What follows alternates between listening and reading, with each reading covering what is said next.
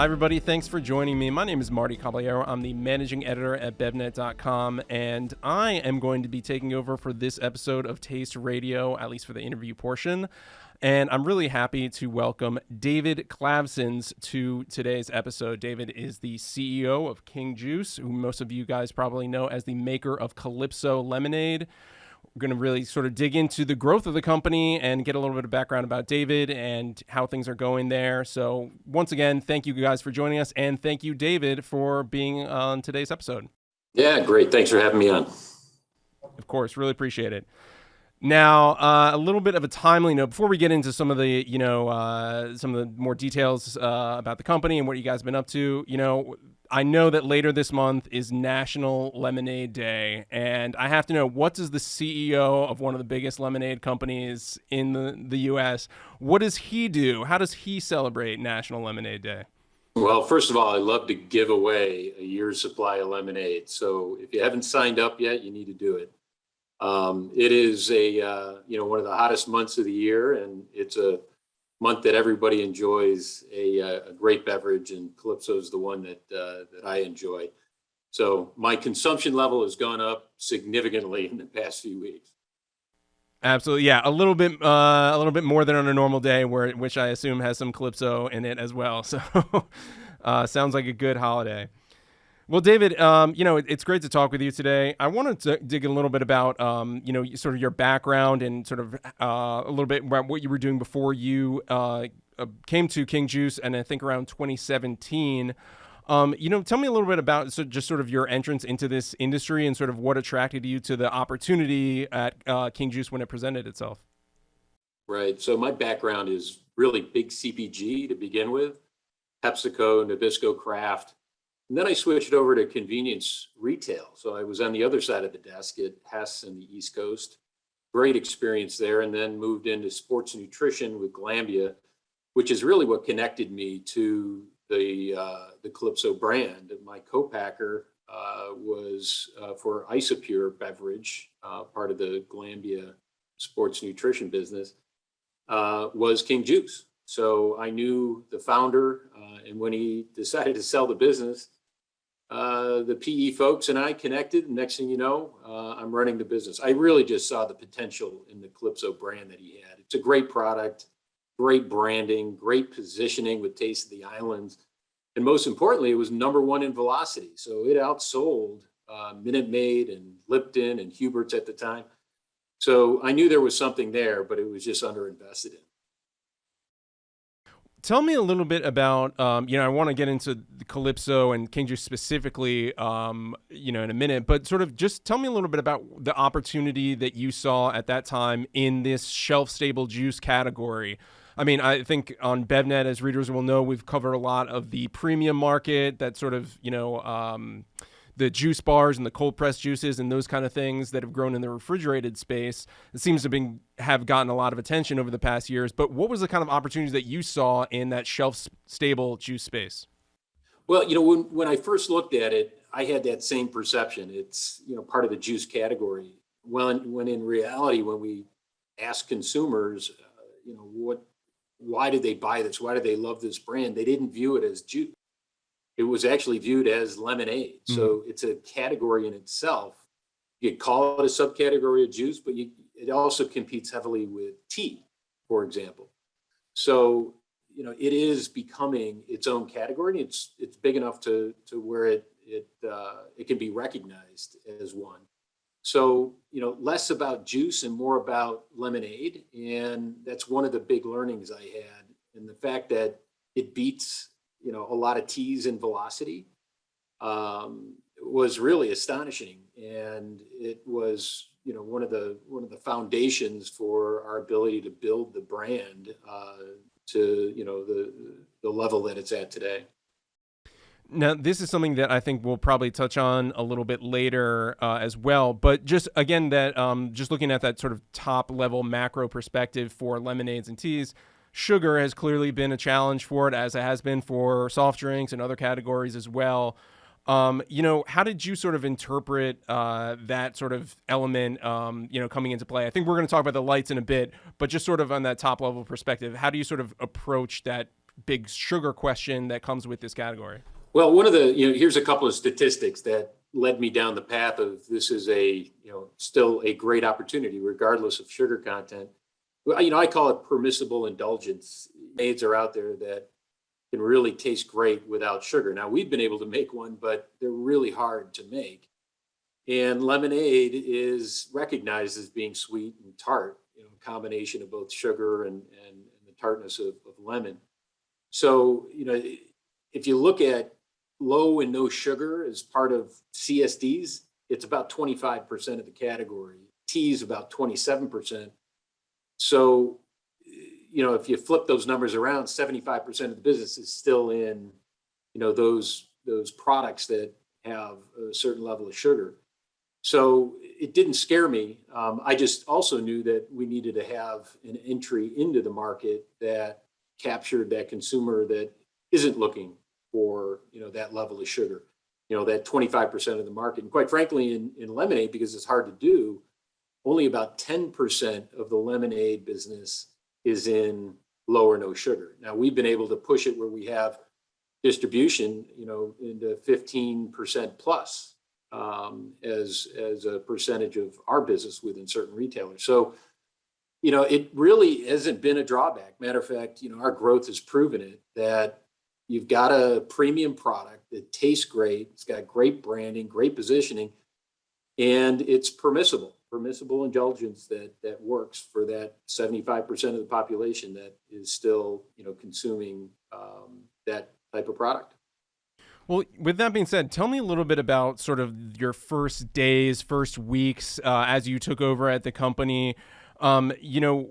Just that having that fresh perspective on sort of the challenges and the opportunities there. What were some of the priorities that you set about?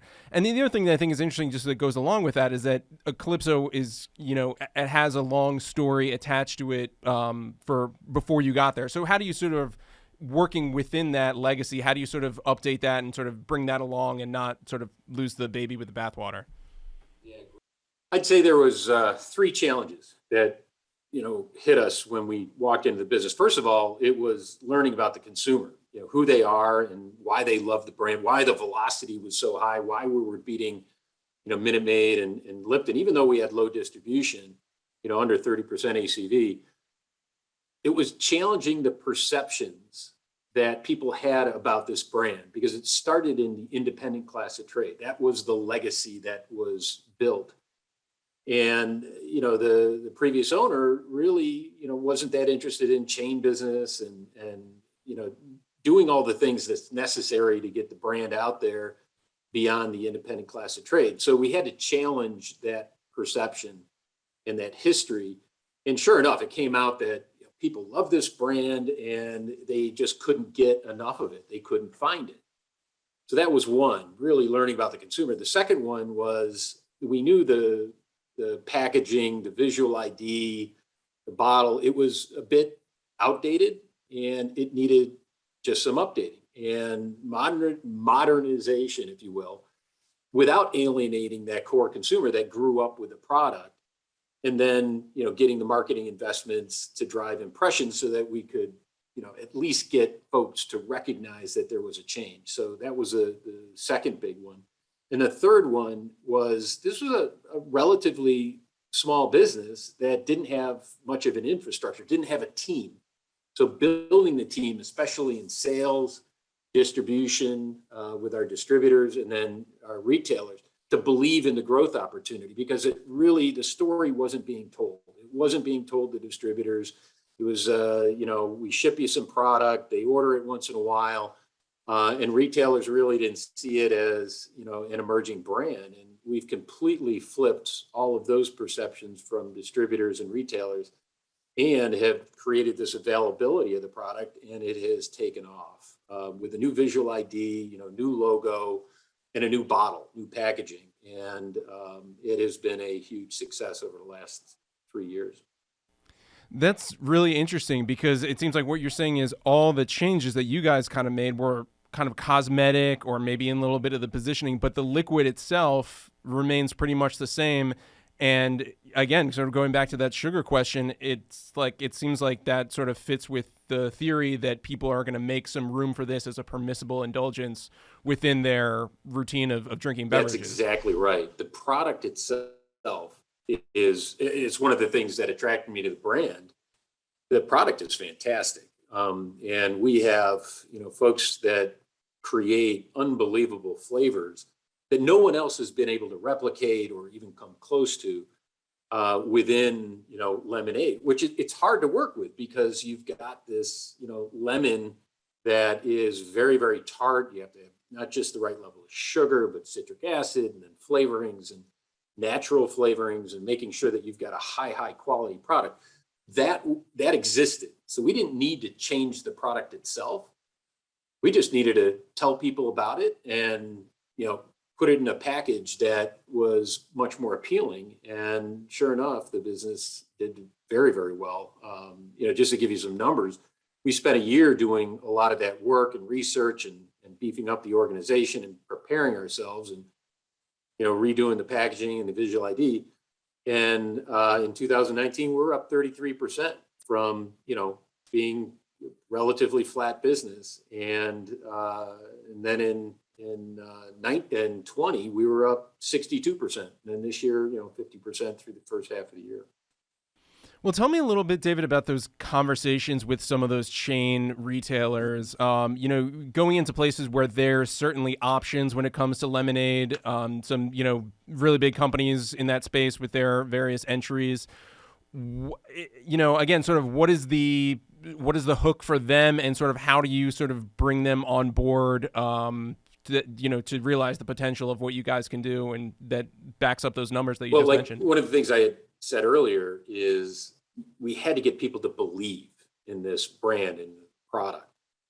It had a fairly loyal following with consumers, but one of the biggest pieces of the story that really wasn't told is its velocity. When you put this stuff on a shelf, it sells. And one of the hardest things to do with retailers is getting them to believe, especially if you're not one of the big, suppliers that can get the shelf space without telling the story. And, we just spent a lot of time with retailers, with distributors. And, the mantra was just get it into the store, because we know once it's in the store, and we didn't, care, quite frankly, whether it was in tea, whether it was in juice, whether it was in new age, just get it in the store. Because the evolution of the brand itself, when it comes to merchandising, was you get it in the store, it sells well, you get a side stack, the next thing you know, you get an end cap, and then you're into pallet displays that blow through on the weekend. It's that kind of a product. You don't get that very often in a brand and a product that you get the turns with merchandising that are 5-6 times the level of the product that turns off the shelf. It's significant. It reminds me of, selling Oreos, where off the shelf you do well, but boy, you put it on display, you're gonna blow through product. So it is a unique situation with this brand. Well, jumping a little bit, just to follow up on that point that you made about innovation, again, sort of you guys have a brand that really resonates with people. The light innovation, the lower sugar innovation, as you mentioned, makes sense to sort of open up that category. But it sounds like, it sounds like this isn't a brand that's going to be jumping into, functional ingredients just yet, or this, maybe other types of things. How much innovation is a right type of innovation for lemonade, which is really like a staple drink that's been around So the forever? majority of our innovation so far has been on packaging and flavor. And then the idea of zero sugar, which is really hard to do. We spent a year working through a zero sugar formula that tastes great. And it took a long time. Like I had said, only 10% of the lemonade category is in zero or low sugar. And I know why, because none of this stuff tastes any good. It's not good at all. And you can see competitors that have come to the market that have fallen out because the product just doesn't taste good. So that innovation is key to our portfolio in low or no sugar.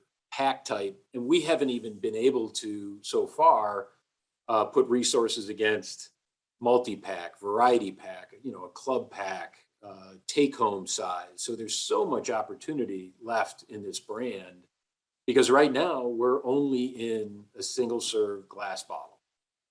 So, we're supporting the growth right now just in one pack type. And the data would show that we're actually number one in single serve lemonade, and we beat out every other competitor. So we know we've got a very, very strong position, and we're contributing huge growth to retailers now, and they're recognizing it. We're at the point now with this brand that with the innovation that we have, with the momentum, with the velocities that we have retailers actually coming to us, asking us to bring our product in for distribution, which is a whole nother level of, a relationship with retailers versus, trying to get them to take your stuff. Now they're asking us for the product because they see it and they see that we're innovating. We're innovating on flavors. We're innovating on pack type. We're innovating on zero sugar.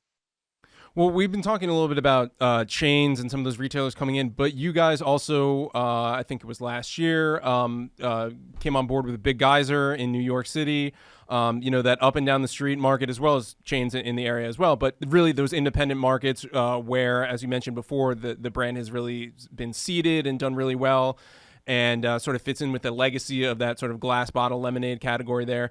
Tell me a little bit about how that experience has been, and just sort of, again, being on the opposite side of the spectrum of the chains, what's going on in these independent accounts up and down the street in the big city? So the key with independence is getting in with the right distributor. And Big Geyser is a great example of that. We switched distributors in New York, and we've already in 6 months tripled our business in New York.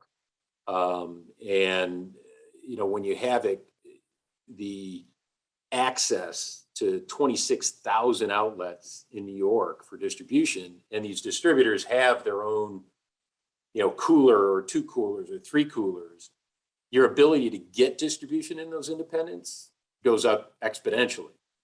If you're with a distributor that doesn't have their own cooler, doesn't have the shelf space, it's going to be a lot tougher. So, like a Big Geyser, you still have to prove yourself. And so far it's worked incredibly well. And, they continue to order more and more every month, and they're going to be one of our top distributors probably by the end of next year. So independent class of trade, critical for us. It has been, half of our business or so. We continue to see it grow. It's, up significantly. Just velocity and independence alone is up over 30%, plus the distribution that we're gaining, which gets you to the 50-60% growth that we've been seeing. Well, with those gains that you guys have been making, what are some of the things that you guys are looking at on the sort of behind the scenes or on the back end to sort of support that growth, whether it's in terms of manufacturing, building out the sales team and sort of the internal staff? What are some of the things that you guys are doing to support growth? So you got a lot to unpack there. So first I'll give you the sales team. I had mentioned the evolution of the brand in a store, right? Shelf to side stack to end cap to pallet. So we've learned a lot of test and learn work over the last 3 years on what we need from a sales organization to support the business. First of all, we need the right people that can call on, these big retailers and can have that discussion. So that's one side of the equation. The other, though, just as important, is the folks on the street, that are, brand development specialists that are in there selling for pallet displays. And, once they see some success, they keep going, and the retailers see it and they buy more and they put more up on display. So you've got this kind of, wheel of success that happens in the field. So the sales organization is one, big key account selling, but also at store level with these brand development specialists. On the marketing side, it's all about getting impressions. And for us, we started, I'll just give you one example of this. We started with 10,000 followers on Instagram. We're over 110,000 followers now. And we've had 25 million impressions just on Instagram year to date, or through halfway through the year. I mean, that's huge. I mean, these are big brand kind of numbers that we're getting. So we get the word out. we get the followers, and then you get this exponential effect on impressions if you do it right. And our marketing team, led by Matt Anderson, is doing a fantastic job. Sales organization led by Bridget Lazda, with a Coke and Heineken background. We've got A players in our key positions. And then the third piece you had mentioned is how do you support the volume, because that's exponential growth. It's difficult to keep up with. And, at first you don't think you're going to need that kind of support, but when you triple your business in, 4 years, you need extra operational support. So a couple of things that we've done, we just signed an agreement in France. So we've got a big international business, an agreement with Refresco in France, where they're going to make our product out there. So that's a huge deal. So you eliminate all that shipping cost, and you can make the product, closer to the market. So they're going to start up for us early next year. And then we just signed with 2 co-packers here in the US, one on the East Coast, one on the West Coast, to support our future growth. And they're starting up here in the next couple of months. So we think we've got, the right supply chain network in place now, with international East Coast, West Coast co-packers, and then our Milwaukee plant here in the middle of the country.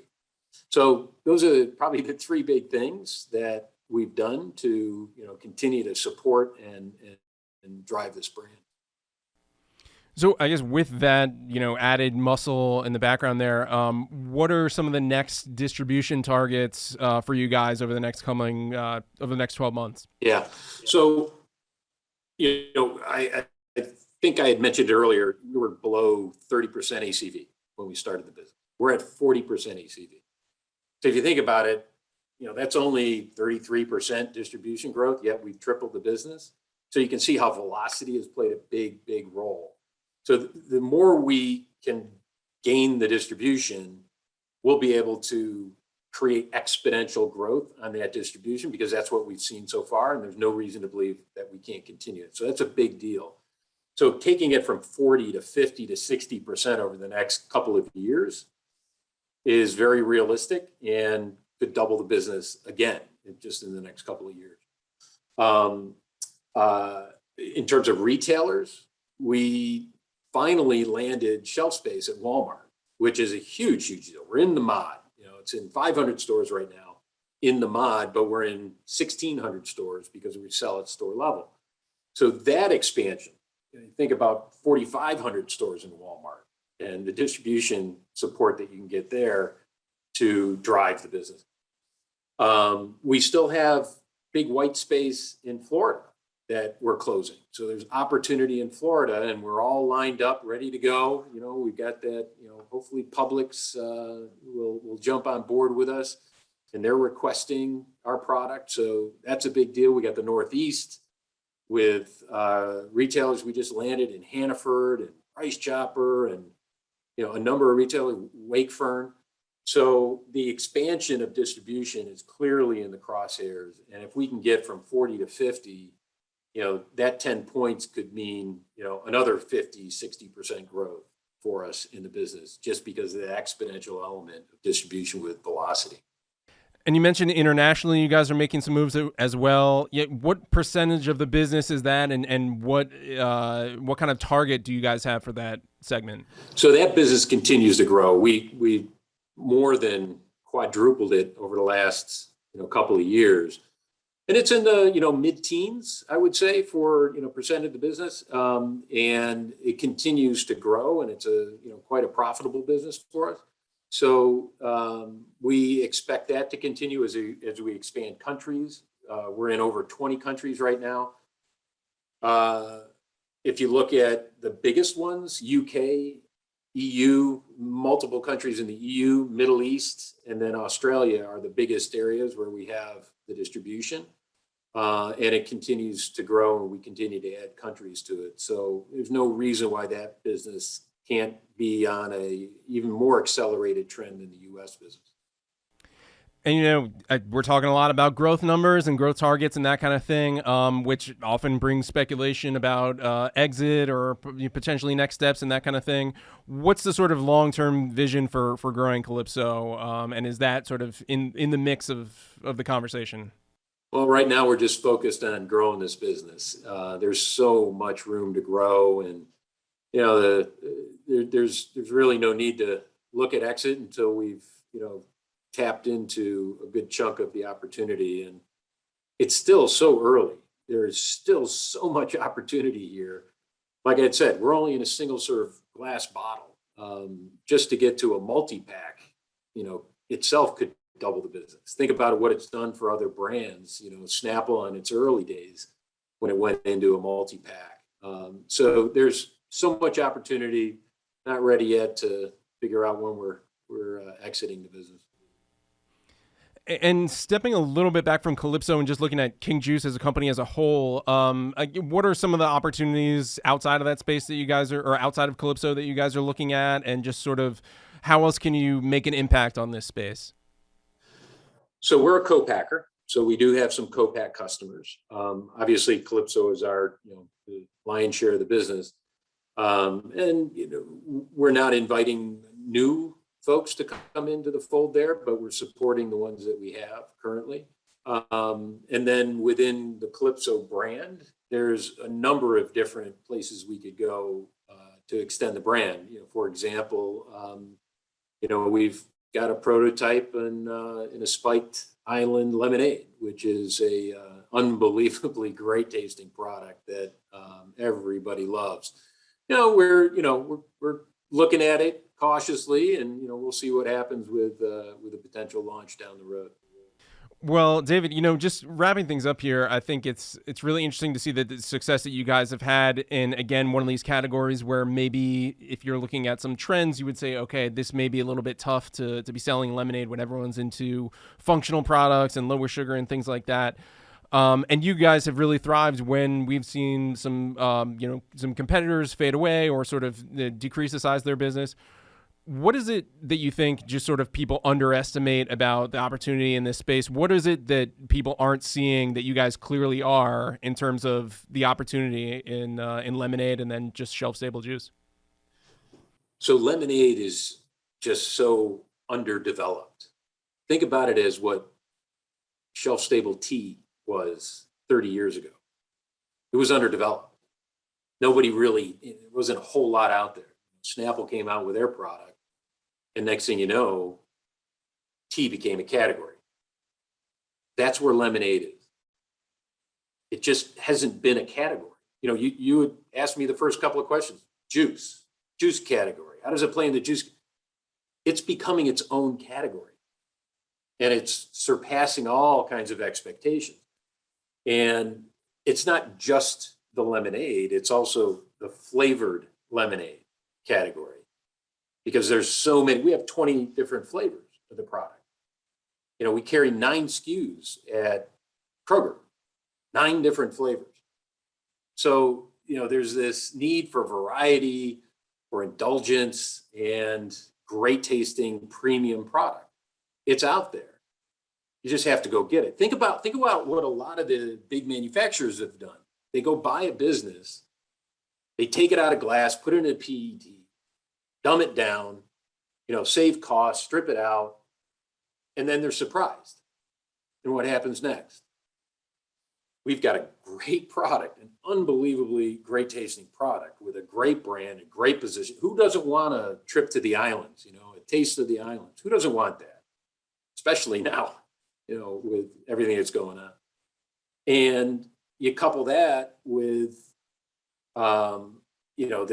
this element of indulgence that 75% of the people want.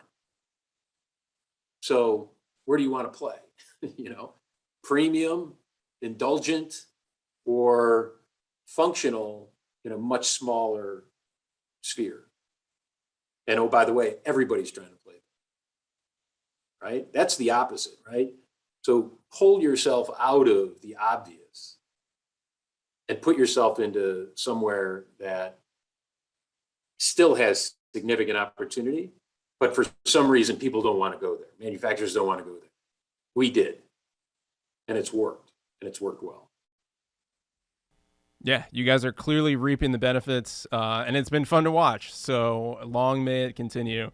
David, thank you so much for joining me today and chatting a little bit about Calypso. It was really a pleasure to have you, and let's do it again soon. Great.